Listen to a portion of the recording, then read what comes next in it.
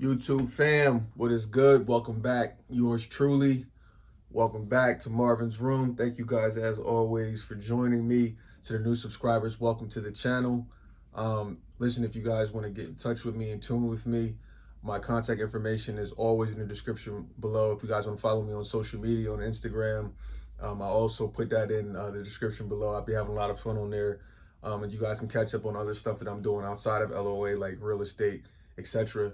So guys, stay tuned, stay locked in.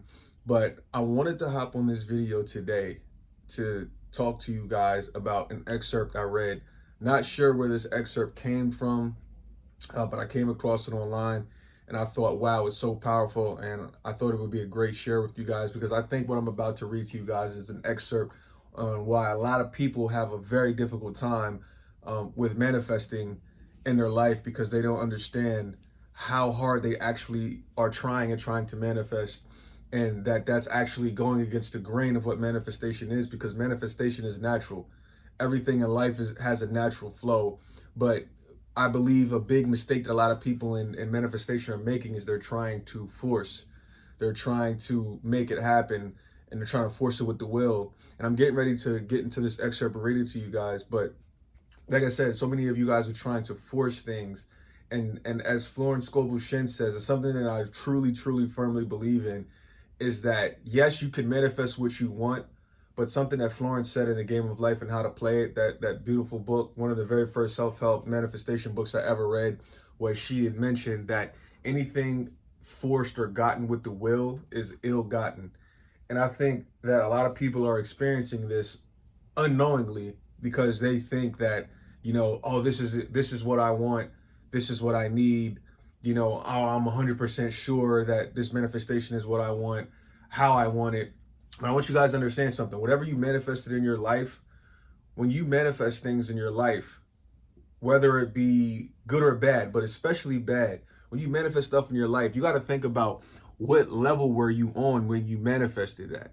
You know what I mean? And then think about what level you're on today. Now that you know about LOA, you're up here. So understand your desires and needs and wants and manifestations will change when you level up. Whatever you wanted down here, whatever you attracted that was toxic down here, when you level up and your self-concept gets up here, you're not going to want that no more. Most likely once you get up here, because things will change, especially the more you start to understand this law. You know what I mean? So I just wanted to say that real quick before I get into this excerpt, is that, your desires and things will change 100%.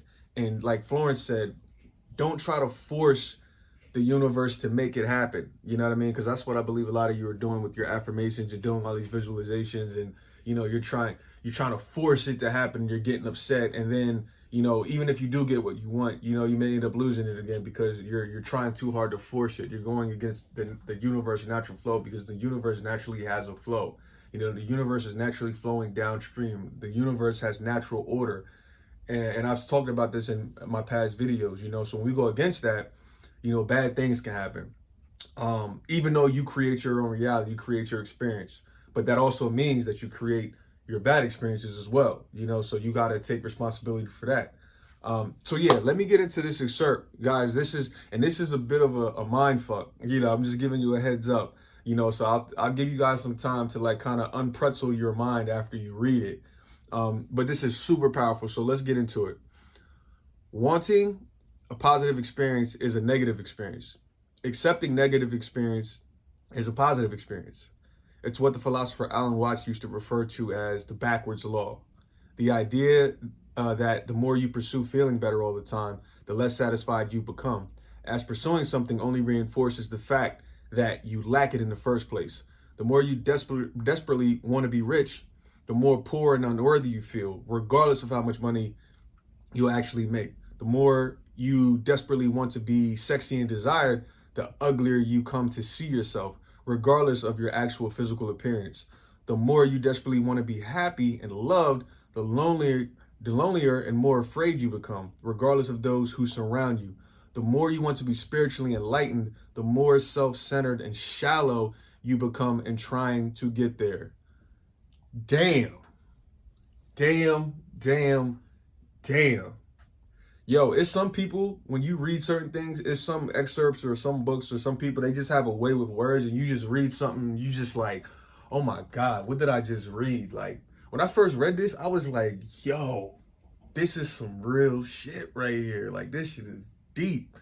You know what I'm saying? Like, yo, the more you desperately want to be happy and loved, the lonelier and more afraid you will become, regardless of those who surround you. The more you want to be spiritually enlightened, the more self-centered and shallow you become in trying to get there. Yo, I noticed that with some people too.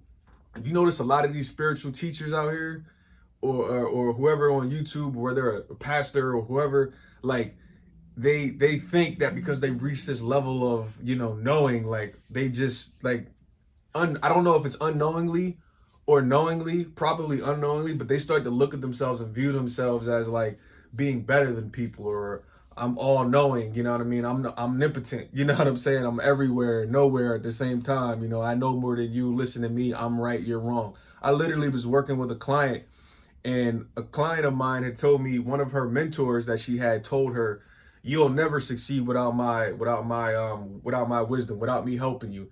And I'm thinking to myself, what kind of mentor or teacher would say that to somebody? Like, how could you really sit there and tell somebody you're mentoring, like, you'll never be successful if you don't ask me for advice? How narcissistic is that? And how narcissistic do some of these real estate coaches, excuse me, I said real estate coaches. Guys, I'm in real estate. My mind's on some real estate stuff right now.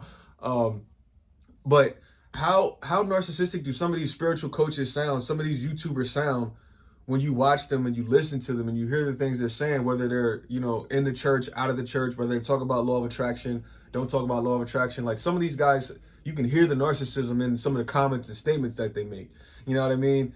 And it's like, and that struck me, that last line: the more you want to be spiritually enlightened, the more self-centered and shallow you become trying to get there.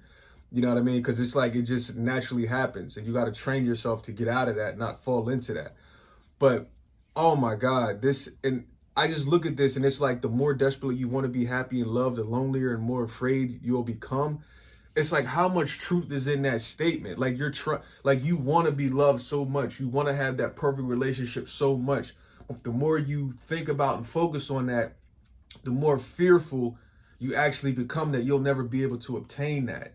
You'll never be able to really fulfill that void that you think is there, because you're not living from it. You're living apart from it because you think you don't have it.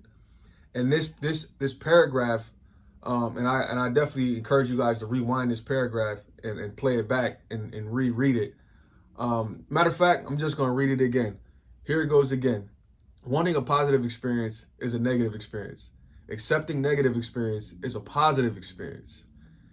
Accepting a negative experience is a positive experience. Yes, because once you accept that something happens, you stop playing the victim. You get rid of the victim mentality. You can heal, you can grow, you can become better. And most people never accept negative experiences, and that's why they continue to go backwards instead of move forward on their manifestation journey.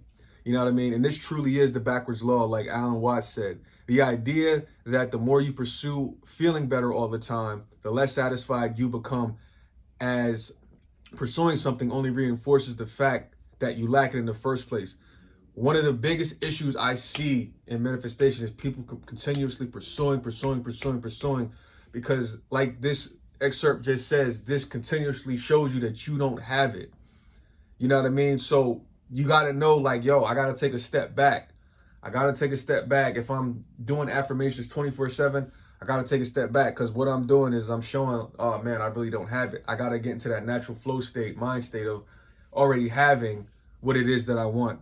I got to get into that flow state and that mindset of being that which I want to be.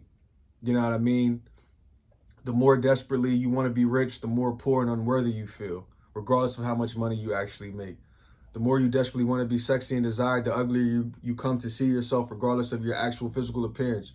The more you desperately want to be happy and loved, the lonelier and more afraid you become, regardless of those who surround you. The more you want to be spiritually enlightened, the more self-centered and shallow you become. Oh, guys, man, this is so powerful. The biggest lesson I got from this is to just simply just be. Be grateful. Be in the present. Be grateful for what you have. Gratitude is one of the fastest ways to attract anything that you want in life. Be grateful for what you have. Water your own grass, because so many people think the grass is greener on the other side, but understand the grass is greener where you water it, period. And water your grass. Don't be worried about watering somebody else's grass. How you gonna water somebody else's grass and your grass dry as shit? Your grass is in the desert. You know what I'm saying? You got desert grass. You ain't got no horses in the pasture, no buffalo, no nothing. You got sand. You know what I'm saying? Be present. Be in the moment. Take care of yourself. Water your grass. Fulfill yourself first.